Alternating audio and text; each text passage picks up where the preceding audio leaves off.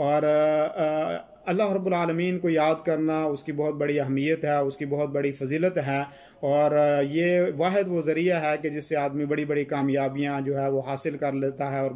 بڑے سے بڑا رتبہ جو ہے اس کو مل جاتا ہے۔ اور اس لیے بھی کہ اللہ رب العالمین کا ذکر کرنا یہ ہر خیر کو حاصل کرنے کا اور ذریعہ ہے، اور ہر بڑے سے بڑا عذاب جو ہے اللہ کے ذکر کی وجہ سے وہ ٹل جاتا ہے، اور اللہ رب العالمین کے ذکر ہی سے دل مطمئن ہوتے ہیں، دلوں میں سکون پیدا ہوتا ہے، اور تکلیف اور پریشانیاں اللہ کے ذکر سے ہی جو ہے وہ ختم ہوتی ہیں۔ اور جس نے اللہ حدیث میں ہے کہ جس نے اللہ رب العالمین کو دل میں یاد کیا، اللہ رب العالمین اس کو دل کے اندر یاد کرتا ہے۔ جس نے اللہ رب العالمین کو کسی مجلس میں یاد کیا، اللہ رب العالمین جو ہے اس سے بہتر مجلس میں یاد کرتا ہے۔ اگر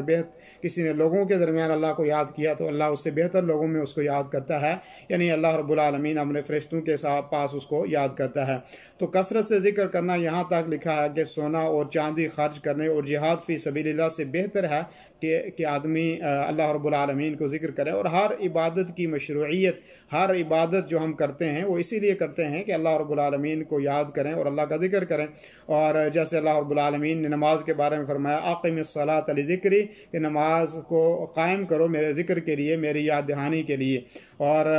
ذکر جو ہے، اللہ کے نبی صلی اللہ علیہ وسلم نے فرمایا کہ جنت کی مٹی جو ہے وہ پاک ہے اور طیب ہے، اور اس کا پانی جو ہے وہ میٹھا ہے، اور اس کے اندر جو اس کو آباد کرنے والی ہے جنت کو، وہ اللہ رب العالمین کا ذکر ہے، جس سے جو ہے وہ آباد ہوتی ہے، اور اس میں وہاں پہ پودے لگتے ہیں۔ اور اسی طریقے سے فرمایا سبحان اللہ والحمد للہ ولا الہ الا اللہ واللہ اکبر ولا حول ولا قوت الا باللہ العلی العظیم۔